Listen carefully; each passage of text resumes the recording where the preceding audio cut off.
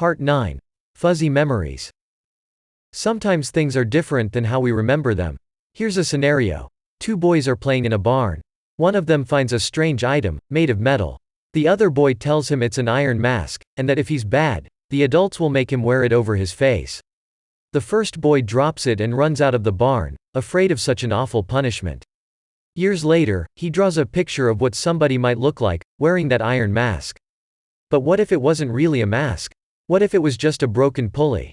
The story he heard as a child was a lie, meant to tease or scare him. Common sense tells us there is no practical use for an iron mask. It wouldn't keep the person from talking, and it would interfere with their work. There are much better methods of gagging someone, using a piece of leather or cloth.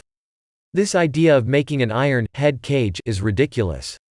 But for some reason, that narrative is still expressed today. Historians also suggest that slave men were stripped naked, tied to the ground, and whipped by white slave masters. There are even a few drawings which illustrate that. But they're only drawings. The fact is they are variations derived from a photo taken while a British explorer visited the Congo. This photo shows the explorer witnessing locals punishing a criminal by holding him down and whipping him with a switch. This was a common punishment in Africa, and the British explorer was including it in his report. Abolitionists used those phony illustrations for their anti-slave propaganda. I'm against slavery, but I would never stoop to such political attacks to fight it. Once people learn you've been lying, you lose all credibility, no matter how noble your cause is. Those who suggest slaves worked year-round, picking cotton, are completely unaware that cotton can only be harvested for 4 to 6 weeks. Migrant workers pick apples or oranges by hand, so why weren't they used to pick cotton by hand? Actually, in many states, they were. But slave labor was forced on the South to the point of saturation.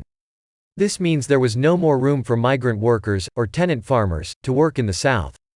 Shoddy bunkhouses, initially meant as temporary campsites for migrant workers, were reported to be permanent living conditions for the poor slaves. Perhaps they ended up to be exactly that, but there's no reason to believe that was their original intention. Here's a sensitive subject: slave breeding. According to the narrative, a plantation owner would occasionally round up his slaves, put them on a wagon, and travel hundreds of miles to a breeding farm in Delaware. The slaves would have a weekend orgy, and be brought back to the plantation where the women would later have their babies. Or in the case of the men, meeting women from other plantations and getting them pregnant. That story has been embellished in order to protect the innocent. It's been suggested that sometimes there were no women from other plantations available, so everyone was forced to wear hoods, and they had no idea they were having sex with their own family members. If all they needed to do was put hoods on, then why waste the trip to Delaware? Just tell everyone that some slaves are coming to their plantation from a neighboring farm, and the hoods are there to protect their anonymity.